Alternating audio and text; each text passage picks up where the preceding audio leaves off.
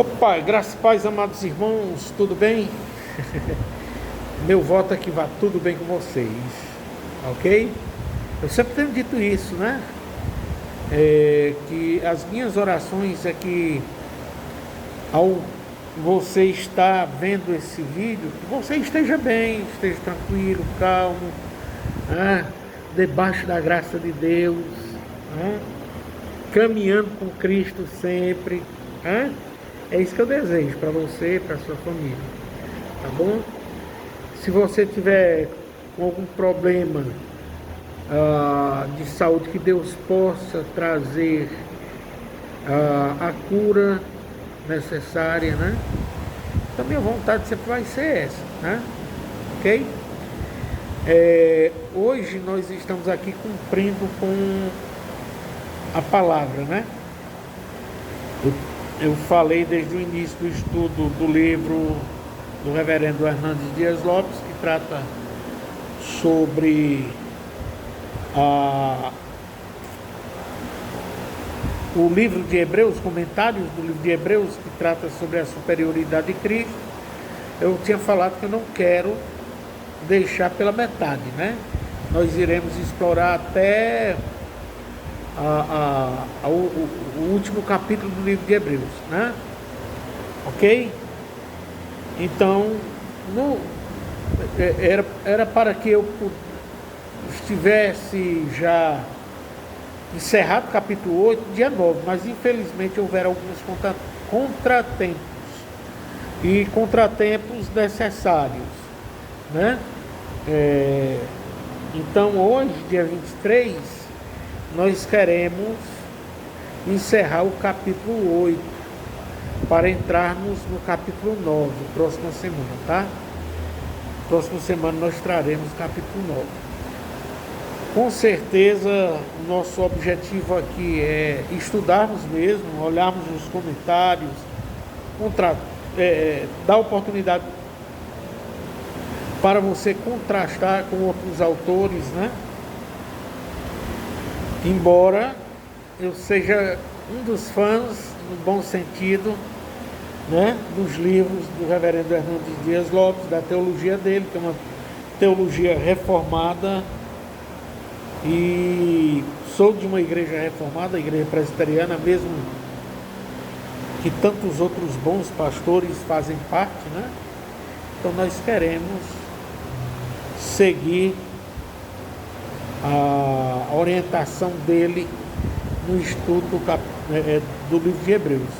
E hoje do capítulo 8, encerrando o capítulo 8, que nós iremos ler exatamente agora a Bíblia, né?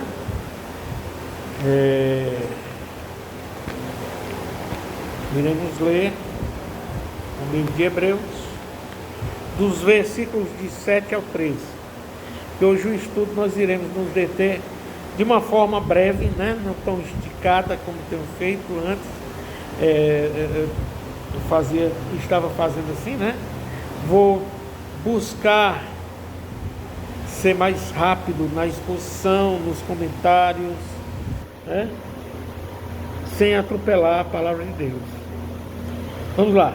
Mas antes vamos orar, né? Senhor, nós te pedimos a orientação do Teu Espírito Santo, a Tua orientação, Pai, para que possamos ler a Tua palavra, fazermos o estudo dirigido por Ti, que o Senhor nos abra a compreensão, o entendimento da Tua palavra, a fim de que possamos não apenas reter para nós mesmos, mas também compartilharmos com todas as pessoas de boa vontade. No nome de Jesus, seja conosco, seja com as pessoas que acompanham esse estudo, que possamos, Senhor, ter bom proveito,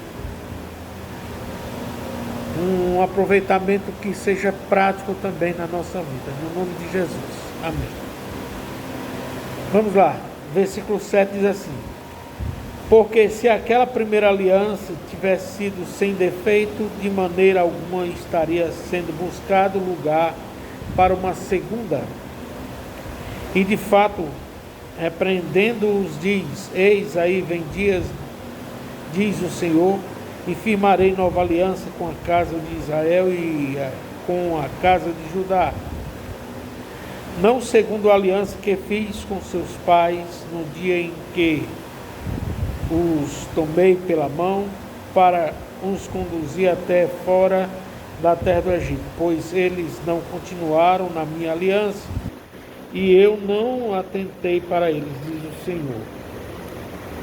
Porque esta é a aliança que firmarei com a casa de Israel depois daqueles dias, diz o Senhor. Na sua mente primirei as minhas leis, também sobre o seu coração as escreverei, e eu serei o seu Deus, e eles serão meu povo.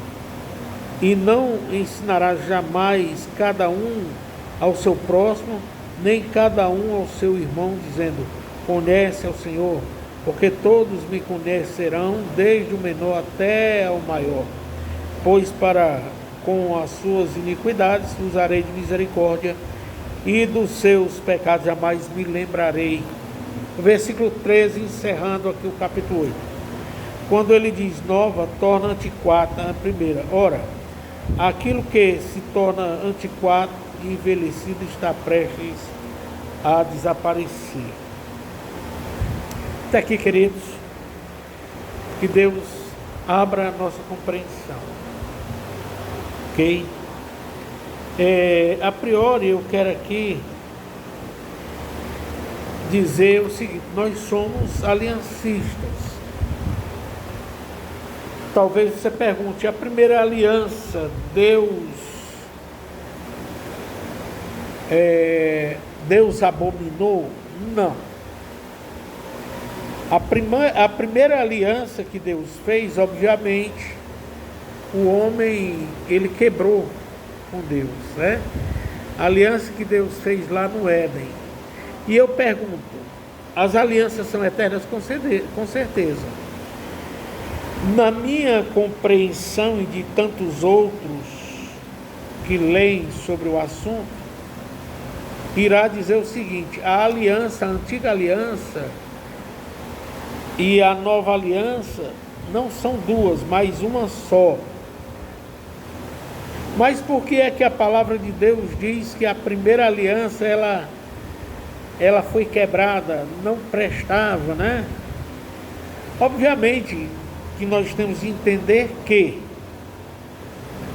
o autor da aliança, que é o próprio Deus, ele fez uma aliança perpétua, mas uma aliança que com certeza ele sabia, né, que iria chegar um momento que, como diz o livro de Hebreus, que ela iria caducar.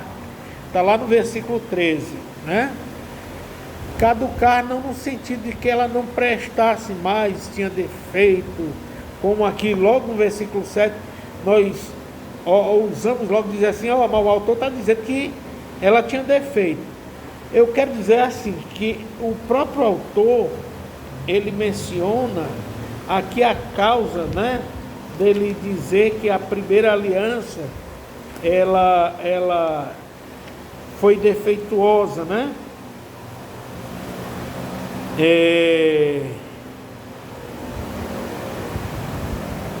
Lá no versículo 9, contraste o 7 e o 9, que você vai entender.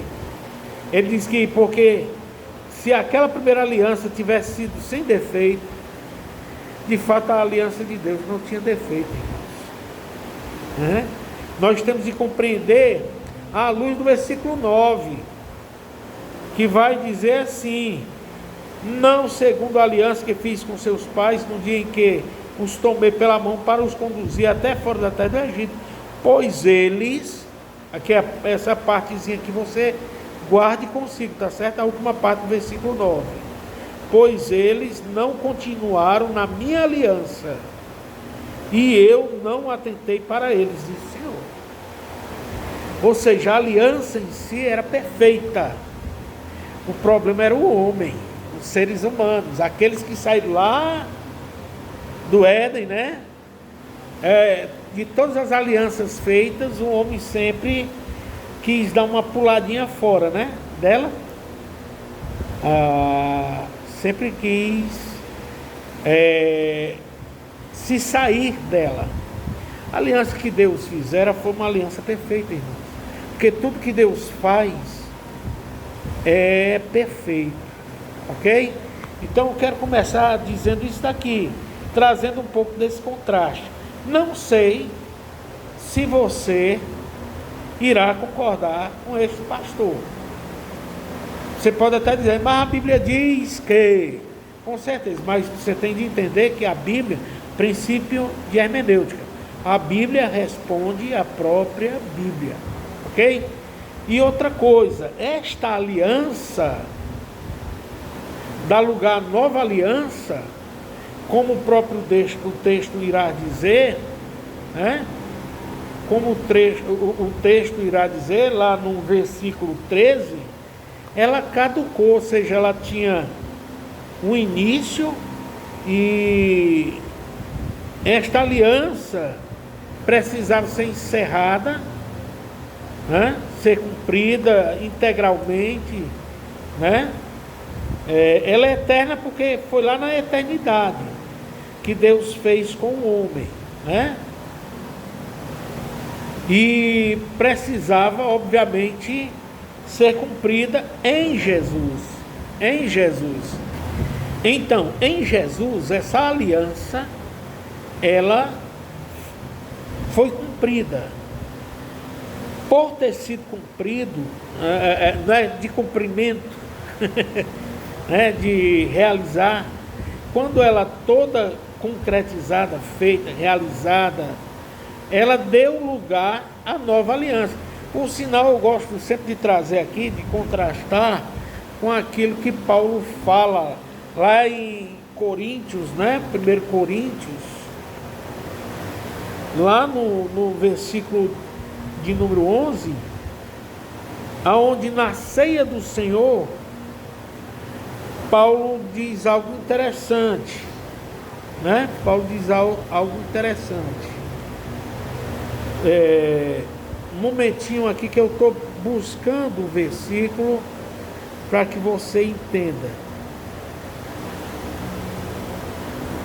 Lá no versículo 25 de 1 Coríntios 11, ele vai dizer assim: por semelhante modo, depois de haver ceado, tomou também um cálice, dizendo: este cálice é a nova aliança no meu sangue. Então é nesse sentido que nós temos de caminhar, de que a aliança que Deus fizera é uma aliança perfeita. E onde é que está o problema da aliança? É na aliança, né? Como alguns dizem, né? Deus deu os mandamentos. Deus deu, lá no Antigo Testamento, deu os 10 mandamentos, né? E lá no Novo Testamento nós estamos na época da graça. Então os 10 mandamentos deixaram de ter valor. Será que deixou de ter valor? Obviamente que não. Os mandamentos continuam a vigorar. É por isso que você não deve matar, é por isso que você não deve roubar, é por isso que você não deve adulterar, é por isso que você não deve mentir, e é por isso que você não deve fazer várias coisas. Mas os mandamentos de Deus, por serem eternos e mostrarem o caráter de Deus, então obviamente que por mostrar assim o caráter de Deus, e o caráter de Deus não muda, nós mudamos, mas Deus não. Os mandamentos retratam o caráter de Deus. Deus não muda, Ele é imutável. Então por isso que os mandamentos com certeza têm valor, ok? Então a interpretação dos mandamentos, né? Por exemplo, quando chega lá sobre o sábado, né? Que muitos gostam, tá vendo aí que vocês mudaram. Não, a interpretação que nós damos é uma interpretação com vida, né? Não uma coisa que venha tirar a dignidade dos mandamentos, ok? Nós não vamos entrar nessa seara agora, do sábado, obviamente, né? Mas eu quero dizer que a superioridade da nova aliança é nos apresentada aqui no capítulo 8, do versículo número 7 até o 13, né? E nós devemos entender que essa superioridade, né, que o reverendo Hernandes Dias Lopes traz como comentário, que a nova aliança ela é superior à antiga aliança, é algo bem demonstrado na Bíblia. Nós devemos entender porque é que a superioridade, há uma superioridade na nova aliança, ok? E aqui nós vamos até explorar um pouquinho com você. Primeiro eu quero dizer que sobre ela, a palavra que está escrita, né, na Bíblia, a palavra grega, colocação do Hernandes, a palavra grega que sempre se usa para aliança é diatek. Ordinariamente um pacto é de acordo entre duas pessoas, ele vai dizer isso, no qual condições são estabelecidas para ambas as partes. Obviamente que aqui é um conceito que ele foi buscar dentro do conceito grego da palavra, a aliança, como está escrita em Hebreus, como nós lemos, ok? Então essa aliança ele vai dizer que é feita entre duas pessoas, e entre duas pessoas, se uma pessoa quebrar, praticamente ela torna-se em efeito, não é isso? Por isso que nós lemos lá no versículo 9, a última parte eu fiz questão de trazer para você, porque a aliança ela é perfeita, ela é íntegra, né? Retrata a vontade de Deus nesta aliança, né? Esta aliança tinha uma finalidade de fazer com que o homem não errasse, não caminhasse errante. Mas o homem, vocês sabem disso, a história da humanidade nos mostra que o homem sempre erra. É da natureza humana, é isso que nós chamamos também de pecado, é da natureza humana, pecar, é da natureza humana. E por esta natureza, muitas vezes nós colocamos em perigo aquilo que foi colocado para evitar-se o perigo, ok? Então o problema é que o próprio ser humano, ele que irá falhar com esta aliança. E lá no verso 9 você vê muito claro isto, ok?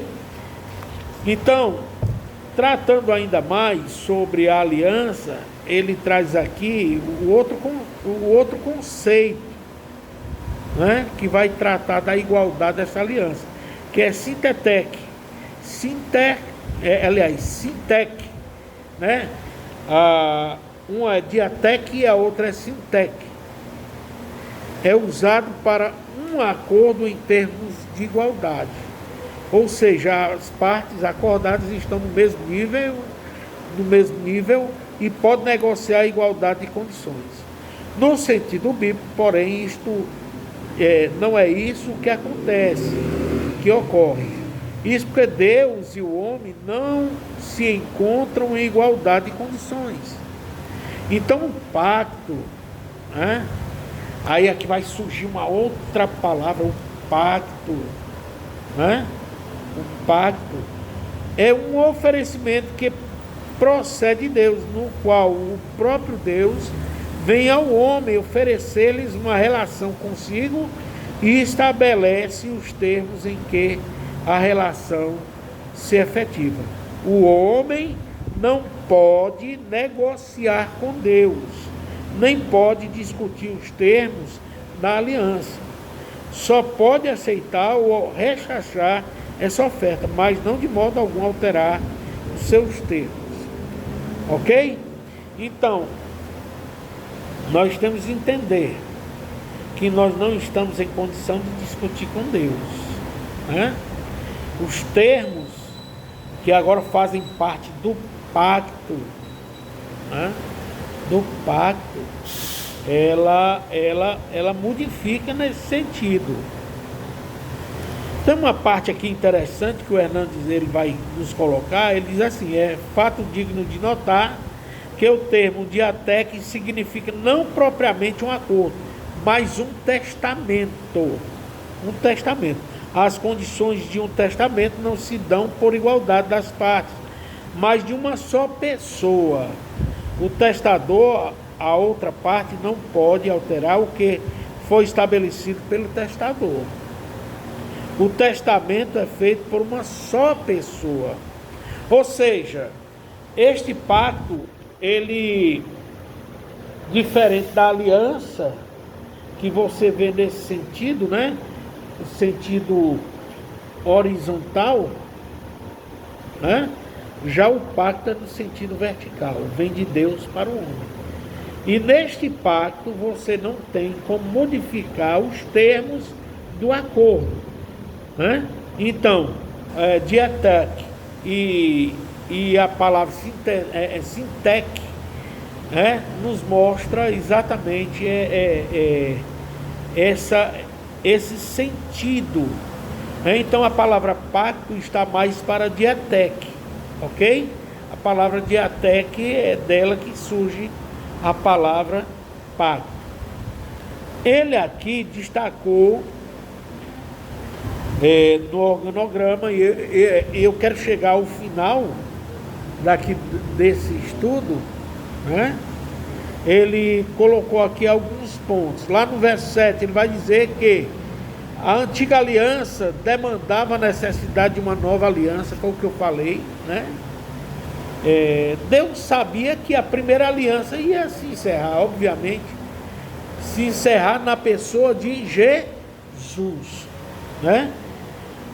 Ele vai dizer lá no verso 8 também que a nova aliança foi prometida no bojo da antiga aliança. Ou seja, a nova aliança, né? Lembra-se do versículo que eu trouxe aqui de 1 Coríntios, né? Onde o próprio Cristo vai dizer: este cálice é o cálice da nova aliança no meu sangue.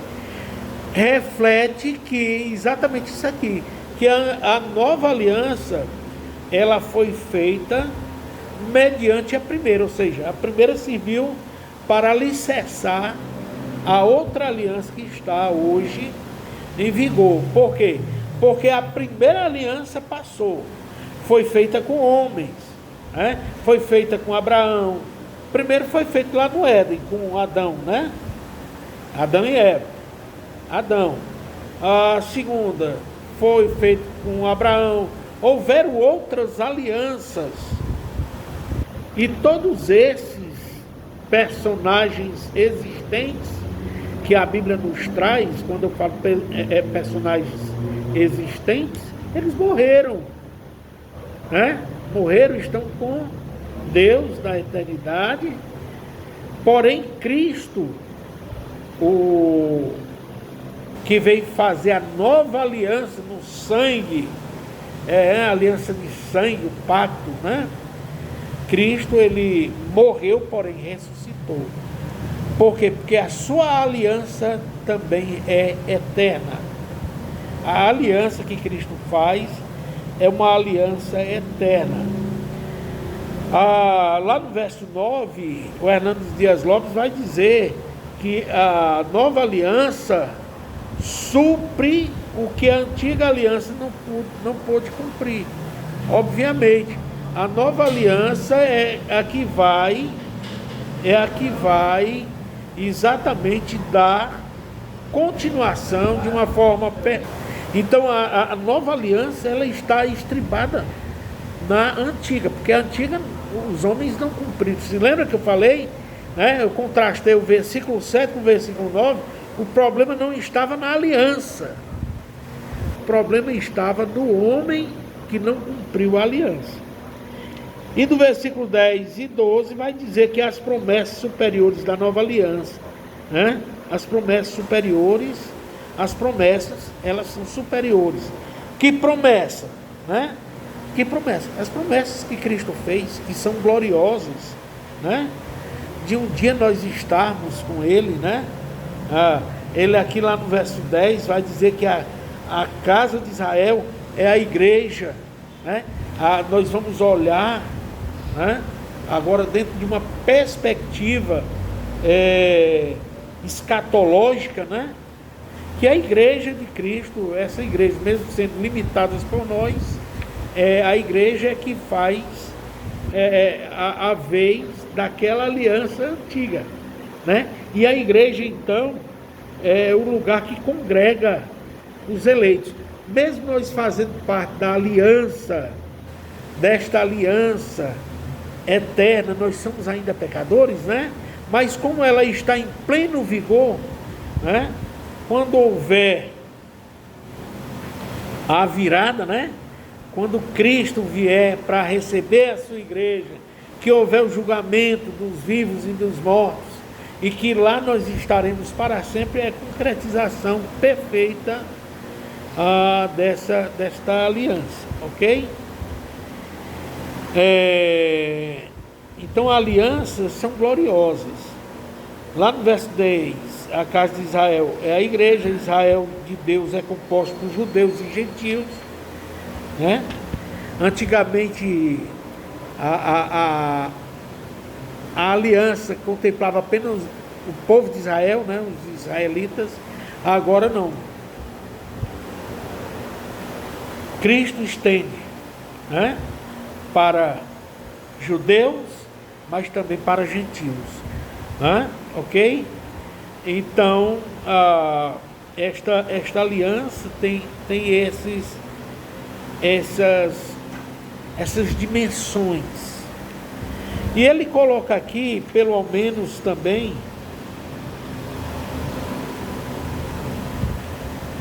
sobre essas promessas gloriosas, pelo menos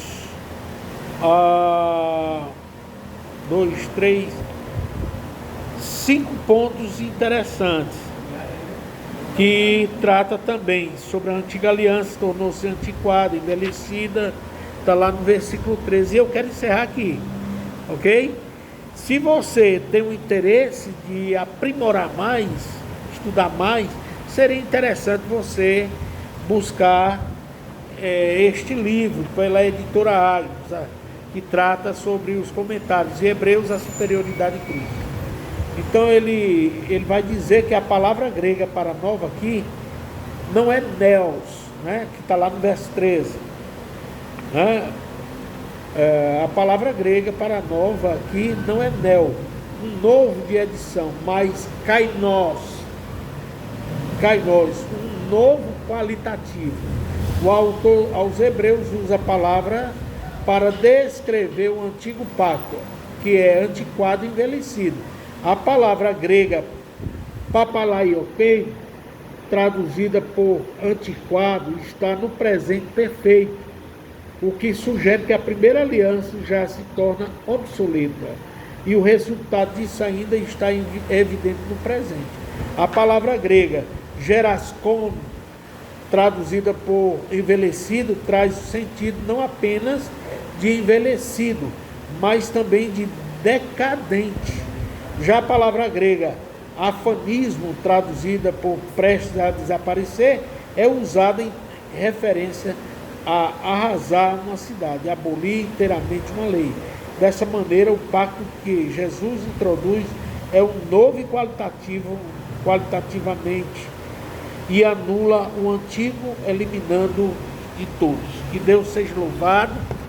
Passando também aqui para lembrar que todos os domingos nós temos culto às 18h30 e estamos em recesso da escola bíblica dominical, mas no início do mês que estamos a quase recebê-lo, né? Agosto, primeiro domingo, nós teremos EBD, que acontece 9 horas. Que Deus seja louvado e espero sua visita. Todo domingo, 18h30, nós temos culto. Posso contar com sua presença? Espero que sim. Que Deus seja louvado e até o nosso próximo encontro, se assim Deus nos permitir.